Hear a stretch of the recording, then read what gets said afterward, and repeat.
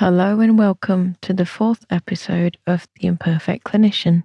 It's Ewan here. In the last episode, we looked at my baggage. We unpacked it a little to try to understand where it brought me. In this episode, you will hear how difficult and awkward it feels for Mike to dive into his past. We know most of us struggle to reflect on our own past. This is the reason why we should do it. Freedom starts when you overcome fear. Let Mike take you through some events that brought him here today. It may not be an easy lesson, but might help to bring courage to those who struggle to bring back the past. Let us know if facing your demons is a good idea, or if we got it completely wrong and should forget our past.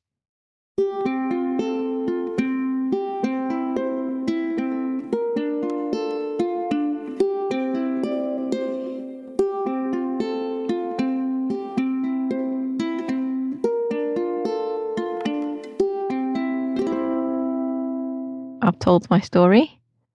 What's yours, Mike? Tell us about how are you as a child? Let's start with the child in school, growing up. What were you like?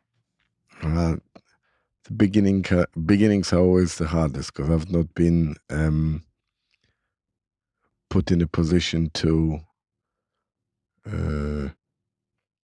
Not very good with starting the stories because I don't know what's interesting. I don't know what's relevant. I don't feel like. And there is a lot of things that I simply can't remember that might be important in me now, in that sense. When I was born, then I was a child, and then I was a teenager. And I consider myself to be pretty average at school. I wasn't particularly, in the primary school. So talk me through before we get there. How were you as a child? How were you as you remembered? How were you when you told by family, friends? How were you like as a child? I was rather happy little boy.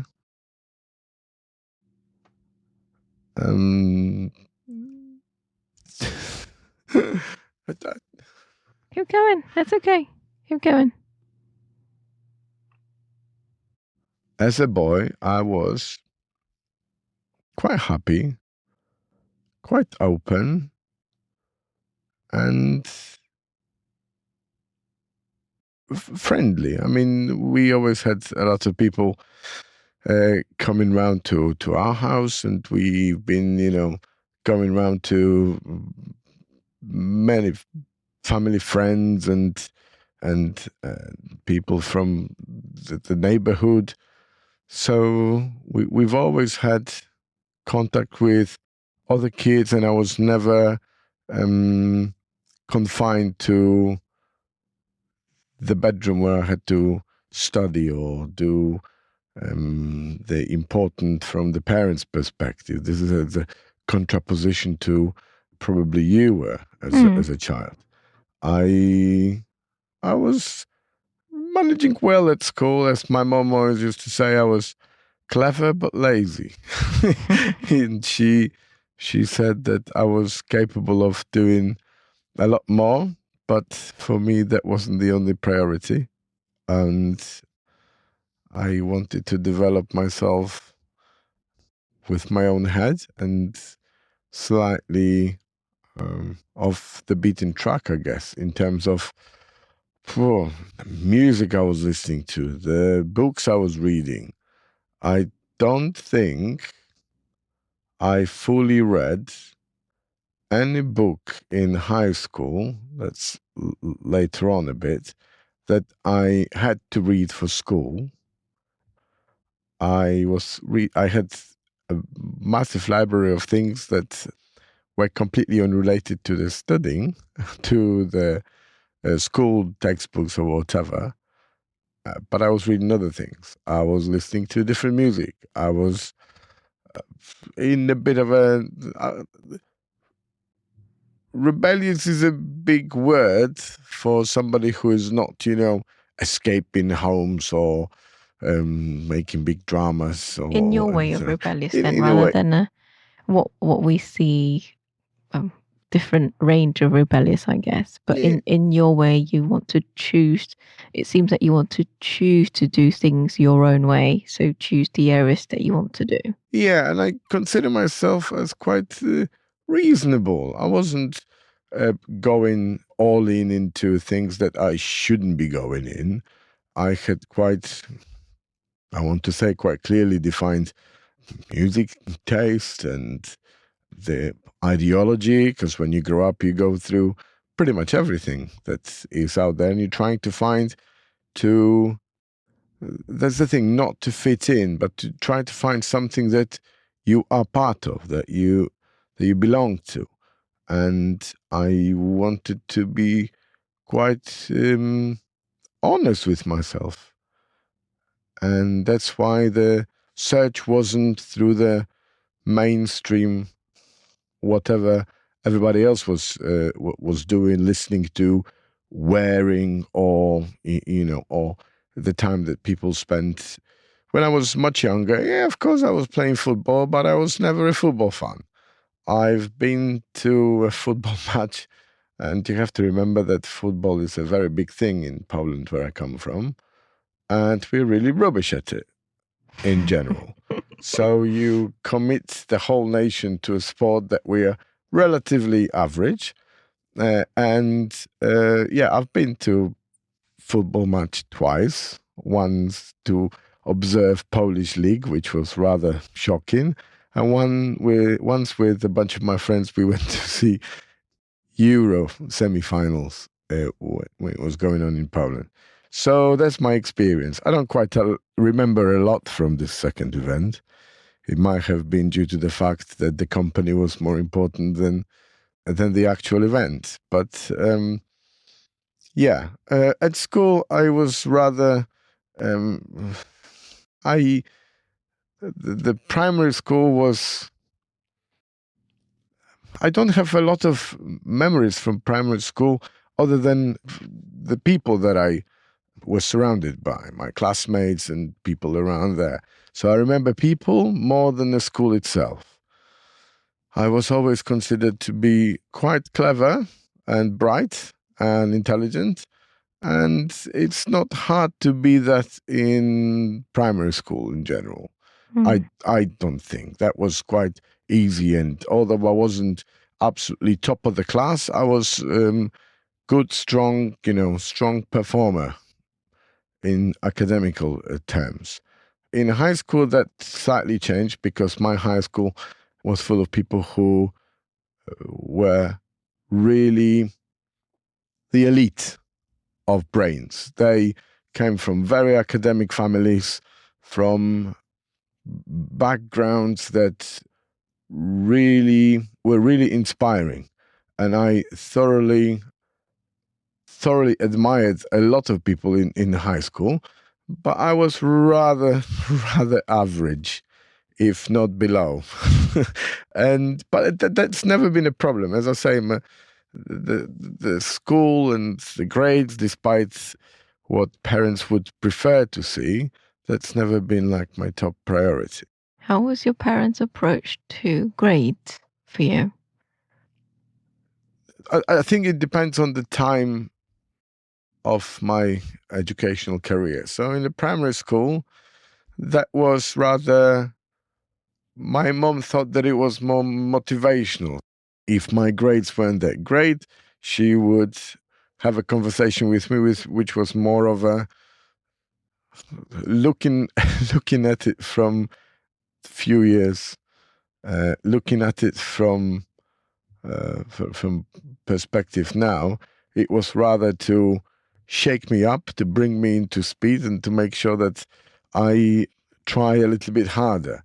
Tell me more when you say shake you up. What did you mean by that? Well, as I say, I don't think there was particularly a lot of occasions like this in a primary school. But in high school, there was a situation where I didn't have very good grades from a few, probably, subjects. And I remember, you see, when you're coming from primary school, where your grades are really good, to a very good high school, that grades are all of a sudden, they just go through the floor, and all of a sudden you realize that what you knew before and what grades you were used to, it's a hard clash with reality. And all of a sudden you start to bring those very low grades.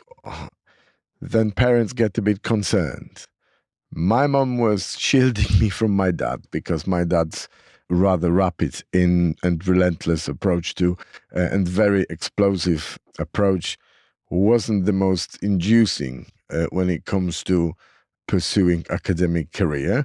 But my mom was rather shielding, but she did have a usually stern word with me. Yeah, so look, here's where you are, and it's not really looking good.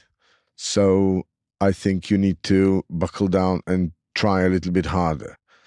And I think the better example of it was in my uni when during the first year, I started to, well, I carried on realizing that academic life, it's not the only thing I want to do in life. And social life, no, maybe it wasn't that much of a priority, but it was on par with academic challenges and exams and everything else. And there were other things that were rather more important. So my second year, I got a little bit probably scared in the first year. I said, right, if I carry on like this, it's not going to end up well. So in my second year, I was really putting my head into it, and I buckled down. I started to study really hard, and that was really smooth. All the exams well passed with, relatively good grades, and I was never at top of the class again. But there was nothing to be ashamed of. So what changed then from the first year to the second year? Was it your own understanding has changed, or was it what your parents have said that's changed you? That was my own realization. I think I realized that second year is going to be harder. And if I carry on like this, that's not going to end up well. And I didn't really have a lot of alternative. That's what I wanted to do. I decided quite early that I wanted to study pharmacy, and being there, realizing or passing few exams, not in the first attempt, really opened my eyes to say, well, actually, if I carry on a bit, I might just cross the line where there's no coming back. So I then decided to buckle down, and I probably went to every single lectures, and Probably. most likely I've been to every single lecture, and I was a very careful student then. Third year was a little bit less successful in a way, because you realize that, right, second year, 2 years I'm in, so I know that there's 3 more years to go before I graduate. But then, so I decided to just release the throttle a little bit, and again, the social life took quite considerable chunk of the time that I was spending in the uni. Yeah, fourth year was much easier, and the fifth year was very difficult because of my diagnosis at the time, and that had quite a big impact on it. Tell us more about the diagnosis. Trying to think which year it was. In year 4, I was misdiagnosed. At the time, of course, I didn't know. I was told that I have cancer, something to do with the blood. I had basically a little tumor, for the lack of better word. Yeah, it appeared to have been like a tumor on the side of my leg, probably after accident. Could have been, I don't know, when I was playing some games or whatever, contact sports, or whatever, football, basketball, whatever. And then it became like a bruise, and the bruise turned into a little bulb on the side of the leg. Well, there was, and Would there you say was, it's a growth? yeah, growth on the side of the leg that did look obviously worrying, and then when the doctor started looking into that, they operated on it once, removed and cleaned, but they couldn't really decide whether it was all cleared and all removed within the area of healthy tissues. So then they operated second time, and a few weeks later, so I said, were you trying to make me into a lab rat? Were you going to cut me every couple of weeks to try your theories? And the histopathological examination revealed that there was some dermatofibrosarcoma, and that prompted me to I couldn't quite understand. For people who didn't understand those terms, can you just explain briefly what that means? Well, there are basically cancerous cells that are growing and potentially can lead to further spreading of the disease. And I decided to run away from that hospital in a way, because I didn't want them to cut me every couple of weeks. The professor that operated on me, after quite a lot of drama trying to find the right professor, because in Poland at the time it was who you know rather than where you go in, important. And I was operated, and I think he was quite arrogant as well. You know, I was in the fourth year of pharmacy, and I knew a little bit about, let's say, medical problems. Yeah. Okay, I mean, you know, if you're Of course. in the university, in a medical university, you have to know what you're talking about. Yeah.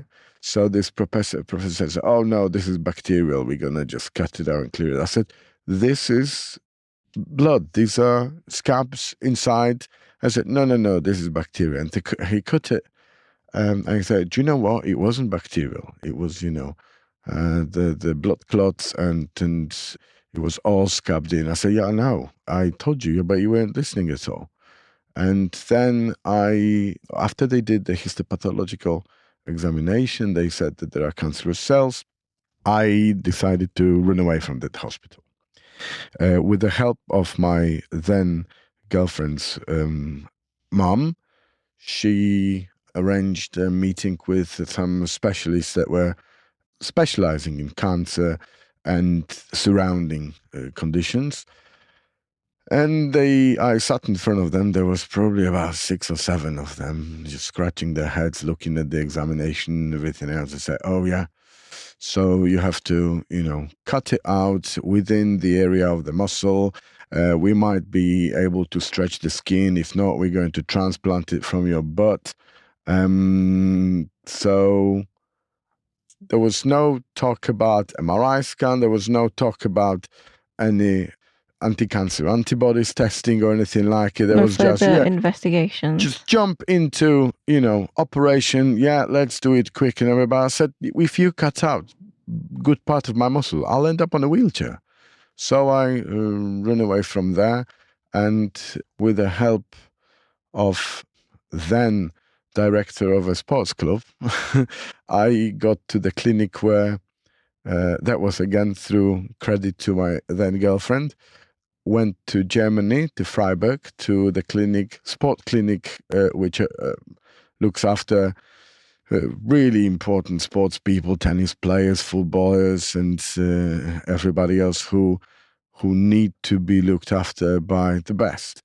And I took all the examinations in the briefcase.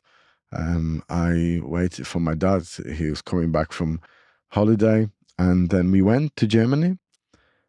And after a few days of examination, again, MRI scans or whatever, doing the proper diagnostics, they just said, well, these are scabs and they are healing, and there is nothing there to worry about. And being put in a position that you are diagnosed with a cancer, and then to say that it was misdiagnosis after deliberation between many professors, doctors from uni in Germany, there in Freiburg, and from the clinic, they just said, no, just do some blood tests now and again to see if everything is stable, and that's it. That was a big relief, because when I found out later when my dad was talking to doctor who was his friend, he said, if this is the diagnosis, then it might be 3 months. So when you realize when you're 20, I can't remember, 23, 22, that you have 3 months, that changes the perspective in your life rather drastically. Oh, wow. And I realized that I'm now in credit, and this life may not have carried on. So I stopped worrying then about many things, because all of a sudden your perspective changes. This was many years ago. This was 20 years ago. And to be fair, I couldn't even identify the feeling of relief, because it was very surreal. I mean, it all happened rather quickly. And now to show off, I have a scar on my left thigh, on my left calf, and not had problems ever since. So it is important how clinicians decide about patients, and it's important on how they communicate their findings. I simply didn't believe, because I thought that not everything just felt right. I wasn't a very experienced clinician then at this point at all. I was just a student in a fourth year. I knew a bit, but not enough to be, that advanced on that level. And I just didn't believe it, just carried on doing things. There was no really time to consider what would have happened. I just did my thing. I said, no, that doesn't sound right. I need to go away because I'm not getting right advice. I need a second opinion from somebody who might put a different perspective on it. And that's what happened. How do you think this? Thank you for sharing that. It was a harrowing experience just by listening to the details of it. Just kept me holding on to the edge of the seat.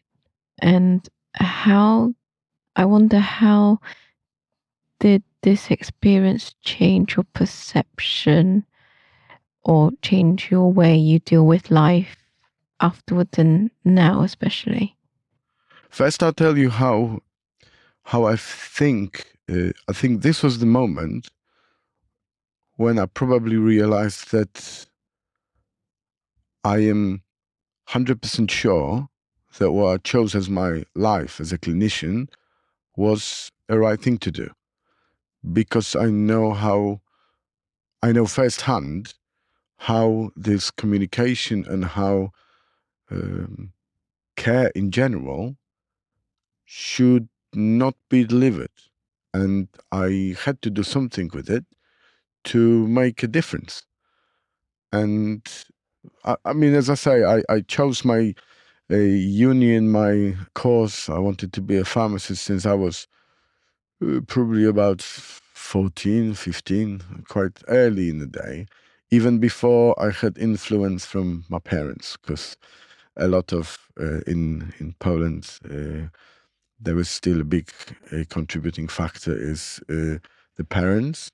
And studying is, in general, very big thing. It is considered that you need to perform academically to be able to secure a decent job, decent life, and this was always a big priority for all the families, I want to say.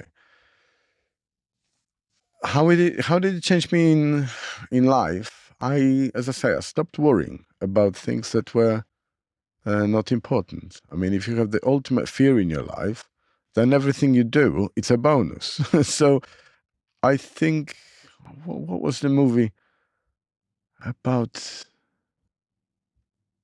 a spy who was caught by other forces? Was it some title? I think it was Tinker Tailor Soldier Spy, the movie, where when the agent of the foreign forces was caught, he didn't appear to be worried at all. And they asked him, "Why are you not scared? Why are you not worried?" And he answered, "Would it help if I was worried, if I was scared?" So then I realized that there's no point really to be scared. You have to just do your thing the best you can, make the most of every day, and just enjoy and go forward. And so when you, that's no point feeling scared, does it, because you can't, I don't feel that you can completely remove your ability to feel scared, because that's an emotional reactivity that people have. And that's what keeps us alive. Yes, it's a defense mechanism. So then when you have those fear arises, what's your usual way of dealing with it? Of course, I do get scared. I am scared. If you have family, you're always scared. If you have people you love around you, you are scared. You are worried. One of my very deep fears is, for example, I can't imagine what it's like to lose eyesight. It's a huge fear that I have probably always had. And I think that it's, once you deal with the ultimate fear, it can lead to numbing yourself in a way, because you dealt with a very big stress and you dealt with the situation that could have ended completely, unfavorable, shall we say, to yourself. I could have died, be disabled, whatever. It was a very big health scare, if anything. And then you deal with being scared by, for example, numbing. Numbing is one thing that puts away of your mind things that you need to decide about, that you need to look into. And I always used to say that, if there's a problem, all I need to do is just sleep it. Yes, it's really frustrating. But going back to what you said, so it feels like because you've dealt with the biggest fear of losing your life and how scary it was and how vulnerable you felt, your brain sort of perceive it as, I don't want to feel that way ever again. So if you have any fear coming up, your initial reaction is to not go there. Yeah, it is. If you are scared and you're still going into a difficult situation, it feels not natural for me to want to be in that situation. Yeah, this is probably for people who are brave and who like to be beaten up in that situation. I am not a hero. You always say to me when we talk about emotions, you said, what's the point? What's the point of identifying it? And when we talk about when we identify the fear, you have to understand the fear to identify the armor that you've got around it, because the armor is your reactivity or how you react to a certain situation. So when you talk about numbing, that's one of your area of improvement for the inventory. Is that Yes, right? Yeah. that's correct. Okay. Yeah. So Numbing. what is your usual way of numbing then? When I was younger, I believe that the ultimate numbing for a lot of people, and a lot of people until now, even probably older than me, I suppose, gaming is a good runaway because you just immerse yourself in a completely different situation and you come back older, few hours older, and you think that you're wiser. You think that all of a sudden you're going to find a solution to a problem, that you're going to try to. The thing is, with my sleeping and just Sleeping is a brushing way it, of coping. sleeping is a way of coping with stress. And say, right, I'm going to look at it tomorrow. I hope that I'm going to dissect it into a smaller bits and deal with them one by one. But what actually happens is you just brush it and you don't quite have the opportunity to react. I mean, to deal with it, to sit with it. To sit with it, yeah. So then what do you find happen when you sleep it off? Does it feel like a way of avoiding it? It feels like there are things that are inevitable. There are certain problems that you can't run away from. But at a time, you're not prepared to find the answer for it. And you're hoping that with time, you might be able to think it through a bit better, or that the problem's going to go away, which from experience, it sometimes does, but most often it doesn't. So, but you are hoping, there's this element of hope in it that things are going to work out. So what happens when the problem doesn't go away, but you're still afraid to sit with it? Well, you ultimately have to make an attempt to break it down into pieces. So before you attempt to break it down to pieces, so let's say you had to study recently, haven't you? Oh, yes. Recently I had to study. Yes. And it's out of your comfort zone. Yes, I've not done it for a while. There is a lot of it there. With anything that is out of practice, it's quite scary going back in again. So talk us through how you find the avoidance and numbing. How has it helped and not helped in this particular challenge? Well, I was meant to write a paper. And in this reflective essay, I had to, write a reflective essay. It wasn't particularly, complex or complicated. Had to pick something, case study that you were going to discuss. But I couldn't start it for a few reasons. Okay. One of the reasons was that I've never done critical writing in English before. And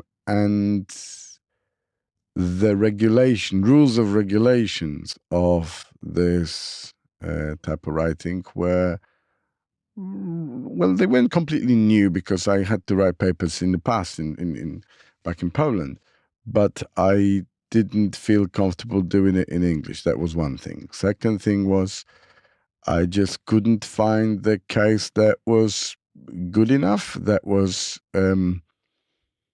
that could allow me to dissect it, to write about details of it. So I could be frozen for whole evening trying to write a sentence, and I couldn't put it together. The hardest was to start it. I just simply was blocked out, and I didn't know how to put a sentence together. And I'm normally quite easy to generate ideas and I'm consider myself as a relatively creative person. But that time it was just impossible for me, and I needed help to do it. And it took me a while to get this help. It was a process. And how did the numbing come into place? So you said, sometimes you'll spend the whole evening Yeah, not able to write anything. Then would you then go for and a you sleep? and you and you try to look for ideas, and your phone or your computer, where you're sitting in front of the word processor, or somewhere you're trying to make notes or trying to write it, and you jump into your browser and you just start going through internet. Okay, I wouldn't say that I've reached the end of internet when I was writing this paper, but it certainly, as a numbing, as a coping mechanism, was quite well. It wasn't effective, but it was An at easy way least out. an easy way out. I was hoping that all of a sudden the idea is going to bang spring to mind, and it's going just to happen. Yeah, but with your help, I finally got of the starting line, and then it was much easier. It was just this impulse to push yourself to start dealing with it. And I think that now and again we find difficult situations, even in our professional life, in personal lives, that can just stumble us, and we cannot start to find solution. I don't want to make mistake, because that would put me off even more. So that's what's holding me back from starting it in the first place. What does make mistakes mean to you when you say make mistakes? I think my perception and your perception, perhaps the listener's perception, might be different. I think everybody has different view on how they see making mistakes. For me, making mistakes is wasting time, and sometimes it is a paralyzing thing, because you try, right, if I'm going to say go back to this paper, write something, and I'm going to write it wrong, this would have been a waste of time. So I have to go back all over again, and this is a knockback. So of course, in my case, the knockback was not being able to start it, but you look at it from a different perspective, from a perspective of a person that say, right, I don't want to be knocked back by doing something wrong. And this goes to, in terms of writing a paper, being judged, because someone's going to send me feedback saying, this is not good. You completely missed the point, and it is completely, you have to rewrite everything in it. All in all, the paper went fine, and I passed it, and that wasn't even very hard later on, but the initial setback costed quite a lot of time. So it feels like the fear of being judged, the fear of making mistakes, or the fear of taking risk by writing, you avoid it by not making any progress because you don't want to be judged, you don't want to make mistakes. But when you take a step back and not do anything because it's so fear driven, you are not making any progress at all. Yes, yes. On the other hand, it stands in the contraposition to how I am in my professional life. Yes, I am risk averse, but I am not scared of my decisions. Yeah, there is one policy and one policy only: no sleepless nights. And when I, during my practice, whatever position I'm working as, and whatever challenges are in front of me, I always want to make sure that it is as safe and as best advice and well-researched advice as possible. So I'm not quite sure where it stands in the personal life when you have to well, we saying that always not good to be judged, and but we always judge. Yes, I This is a agree. nature. I think both ways. Judging other people, it's very, very hard to stop. And the fear of being judged is impossible to extinguish completely.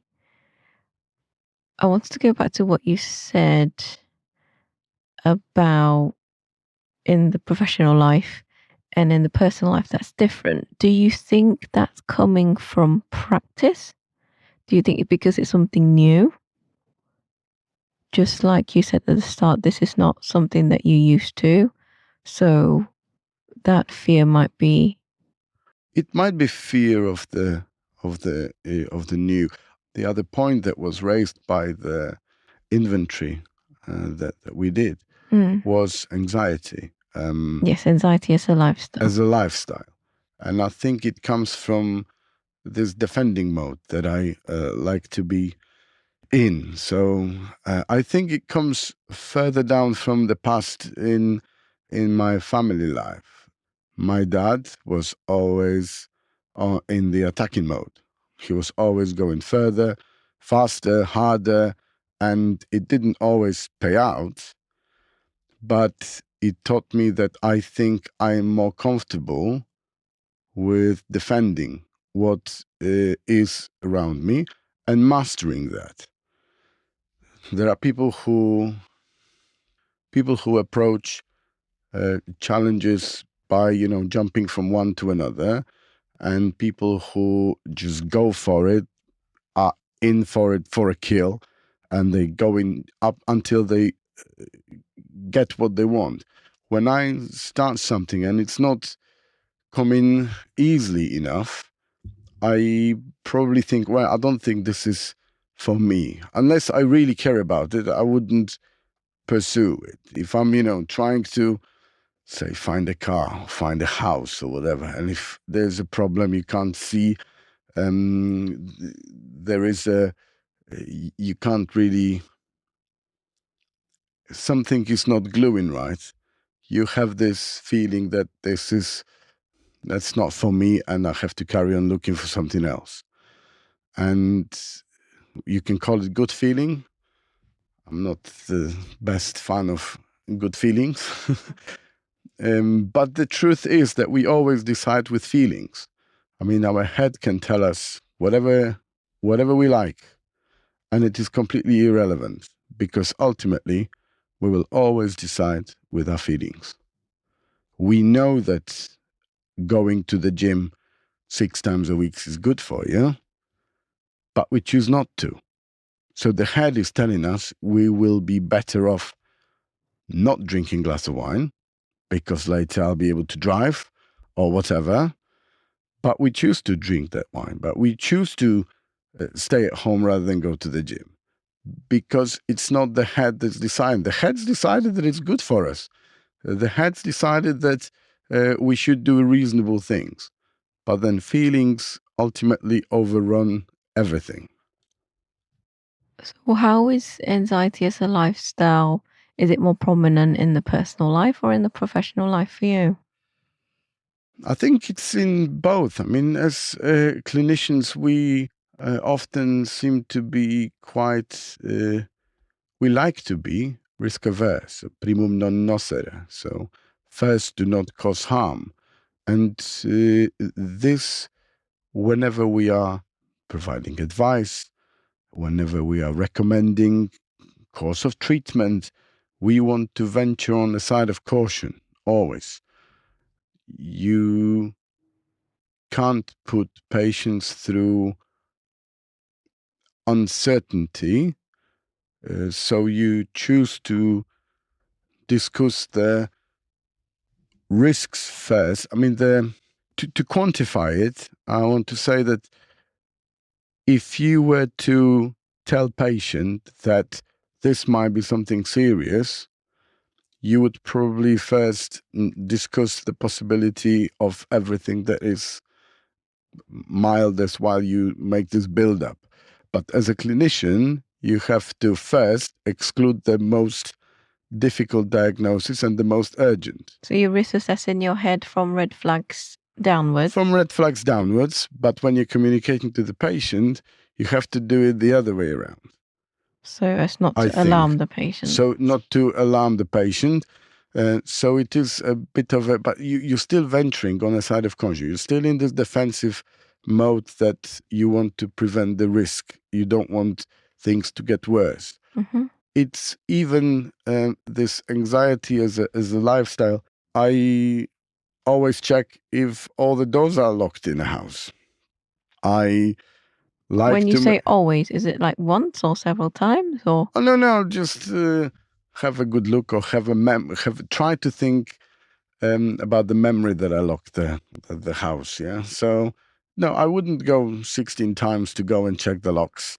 I wouldn't go many times to check whether the car's locked or anything like it. No, I wouldn't go as far as that. But for the peace of mind, this is what I often do, but not always. Then the one example that I quite like is whenever I have to do something more requiring peace of mind. Say we're doing our podcast, we're recording this, and we decided that tonight is the night. I like to make sure that there is nothing else sitting in the back of my mind that I have to do to have clear mind.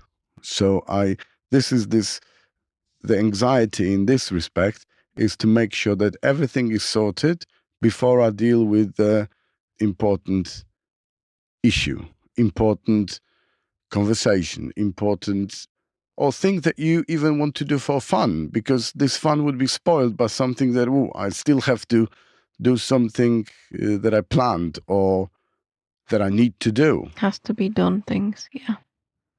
And so the opposite to anxiety as a lifestyle is calm and stillness. How do you feel in those two areas? I'm getting calmer. I want to say that I'm getting calmer. I'm getting calmer through the fact that I started to realize when this anxiety kicks in. Okay, so you're having more mindfulness about the situation. I'm more mindful about it. And I also try to prevent it. So trying to get all the jobs done before, try to plan myself a bit better, to be in a better frame of mind, to enjoy myself, to watch a movie or whatever. I like to do it when I can have,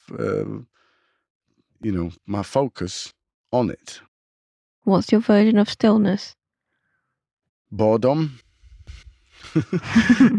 Hard with young kids. Yes, I don't do still very well.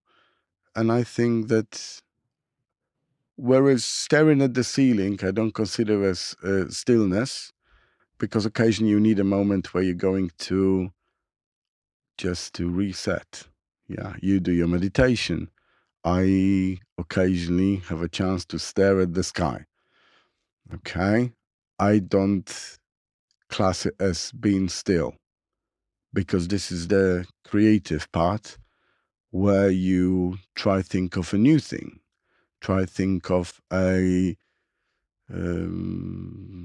something to do, something for kids to do. It is the creation time. It is something that allows you to venture outside of the daily routine. I think it's important to have time like this. And I don't really like to waste it on things that are secondary. There are primary creative things where you think of a completely new thing to do, that you sit down with the guitar to try to make a tune or try to write something new, try to paint something. That's for me primary creation. Secondary way of spending time is that creation that comes with, for example, watching a program that's not really going to benefit you, is just going to waste or you might think waste your time. Is it more watching to numb you? watching to know me, but you can still, I guess that you learn with everything you do and whatever you do. But, and sometimes it is necessary, but this is different to play. It's something that doesn't really yield any personal achievements, because it's usually based on something that somebody else done. Would you say you don't feel as great after doing the secondary side of things compared to the primary? The outcome in terms of your feelings, how do you feel after? So after you've played on the guitar and after you've created some tunes, you feel, let's say, relaxed, or Because is that the feeling part that's different? the feeling part is different. You achieved something yourself that you can be proud of. I'm always very wary about being proud of something that somebody else done. Okay. I never say to my child that I'm proud of her doing something. She should be proud. She's done it. And I'm grateful. I am happy. I am amazed, amused, and entertained. But I'm not really proud. I don't get the proud feeling from somebody else's doing. Yep.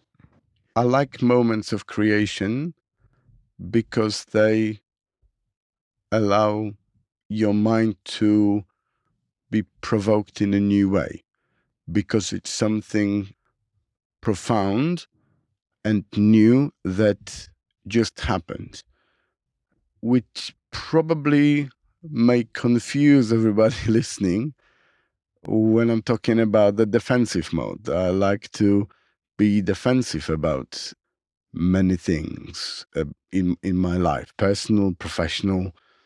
But that's, we are complex creatures, and whereas we can be defensive in one area of life, or in two or three, but then it's got to have an outburst somewhere in the creative and progressive manner, in progressive way. Would you say, I would agree, I think we're quite paradoxical creatures. And would you say you're more inclined to pursue the creative endeavors because you feel safe by defending your area? Yes. Okay. So when I'm, relatively, you can never be sure of things. I mean, anything can happen any day. But when you are sort of contained with family, with life, with work, then you learn to become a master of your routine. And when you master your routine, you are more likely to find time for the things that will make you more creative, better. You will just organize yourself better. So you say, right, I've got this base, and I'm not going to completely abandon it to do something completely crazy new. That's not me. Some people can do it, others won't. But I think that by creating this capacity, I am able to do something for myself in a way. It's like a, I don't know, prize, some form of self-gratitude of making something, being able to find time, capacity. And there's something that we haven't really spoken about, which is the bandwidth, okay, of our thoughts, of the things that we do in our lives. There is only so many things you can do at the same time. So if you get more efficient in doing your daily activities, your routines, then you generate space for your creative side, for your relaxing time. You can't stretch bandwidth. That's set. It's a given. You can't do more in any given time, but you can organize it a bit better. Thank you for sharing your story. Thank you. It was horrible. Why was it horrible? Because I'm not used to, I don't think that these stories are often relevant. That, I don't know, maybe it's myself. I'm sure that there is plenty of people that can think or have similar history, similar experiences. But then I'd like to think that I'm unique and my example may not be relevant to anybody. I mean, you want to see yourself as a relevant person in the modern world, but are we really, or maybe we are and we shouldn't be? I don't know what's the answer here. I think the beauty of stories is we won't have overlapping stories, but we will have an underlying, or we will have similar fears that's driving us, or that was driving us, or that might be driving us now. That fear of being judged, the fear of what if I'm perceived as this way, what if I'm making a mistake, and the avoidance. I think to different extent, it's hard to sit in with their fears unless you have years and years of practice of doing it. I think what also matters, I think I'm not perfect by any means in many different areas of life, but hence the title. Very imperfect.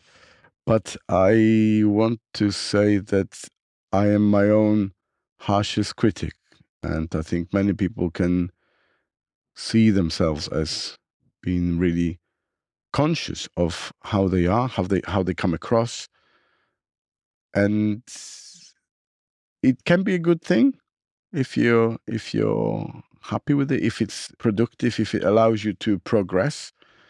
But it can be also a stumbling block, and you will struggle to get over it, to do new things.